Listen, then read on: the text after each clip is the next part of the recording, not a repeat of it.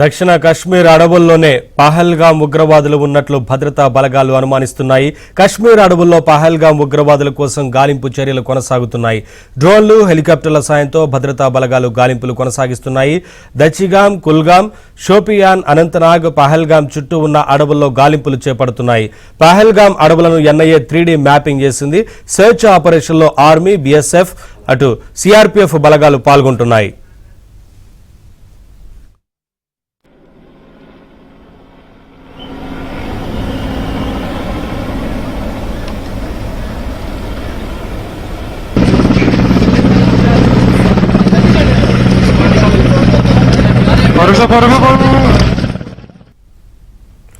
అటు జమ్మూ కాశ్మీర్లో ఉగ్ర కుట్రను భద్రతా బలగాలు భగ్నం చేశాయి. 5 ఐఈడీ బాంబులను స్వాధీనం చేసుకున్నారు. ఇదే అంశానికి సంబంధించి మరింత సమాచారం మా ఢిల్లీ బ్యూరో చీఫ్ కృష్ణ అడిగి తెలుసుకుందాం.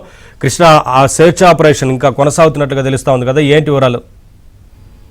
నవీన్, పహల్గామ్ ఉగ్రదాడికి సంబంధించి నేషనల్ ఇన్వెస్టిగేషన్ ఏజెన్సీ ఎన్ఐఏ ఒక విస్తృతమైనటువంటి కార్యాచరణను రూపొందించింది.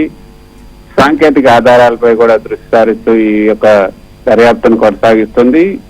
ఎన్ఐఏ దాడి జరిగినటువంటి ప్రాంతం ఏదైతే పహల్గామ్ ఉందో దాని చుట్టుపక్కల ఉన్నటువంటి అడవి ప్రాంతాలను 3D మోడలింగ్, అదేవిధంగా మ్యాపింగ్ టెక్నాలజీతో స్కానింగ్ చేశారు. ఇది ఉగ్రవాదులు దాక్కున్నటువంటి ప్రాంతాలను కనుగొనేందుకు ఉపయోగపడుతుందని కూడా ఎన్ఐఏ అధికారులు భావిస్తున్నారు. దాడికి ముందు, ఆ తర్వాత టెలికాం టవర్లను లింక్ అయినటువంటి మొబైల్ నెంబర్లు, ఐఎంఈఐలు, కాల్ రికార్డులు, వీటన్నిటిని కూడా విశ్లేషిస్తున్నారు. సరిహద్దు చొరబాటు సమయంలో ఉగ్రవాదులు వాడినటువంటి కమ్యూనికేషన్ పద్ధతులపై కూడా లోతుగా విశ్లేషణ సాగుతూ ఉంది. ఆర్మీ, బీఎస్ఎఫ్, సిఆర్ఎఫ్ బలగాలతో కలిసి ఇంటిగ్రేటెడ్ ఆపరేషన్ కమాండ్ సెంటర్ ని కూడా ఏర్పాటు చేశారు.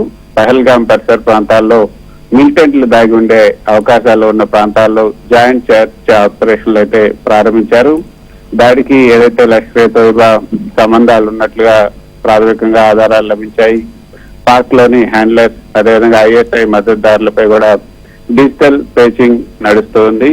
అదేవిధంగా దాడికి మద్దతుగా పనిచేసినటువంటి స్థానికులు, ఓవర్ గ్రౌండ్ వర్కర్స్ ఎవరైతే ఉన్నారో ఆ వర్కర్స్ పైన కూడా ఇప్పుడు ఉక్కుపాదం మోపారు.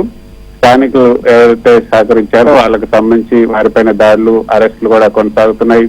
ఇప్పటికే ఒక 20 నుంచి 30 మంది వరకు కూడా స్థానికులను అరెస్ట్ చేసి విచారణ చేస్తున్నారు.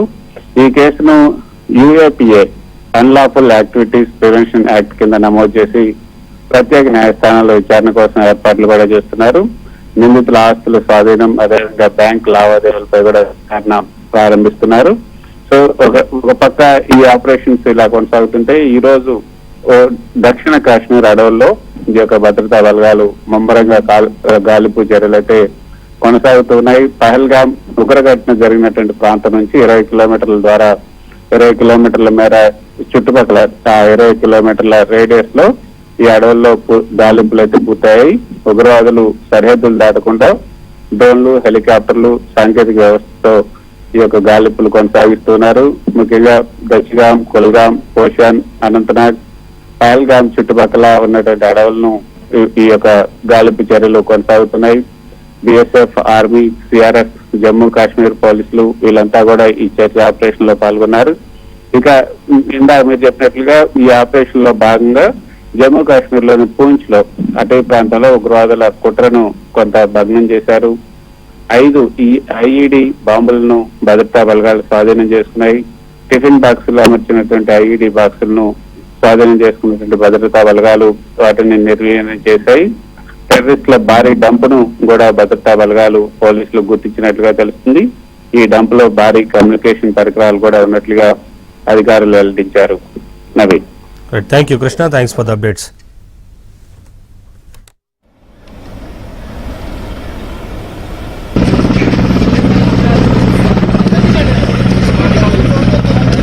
Por eso.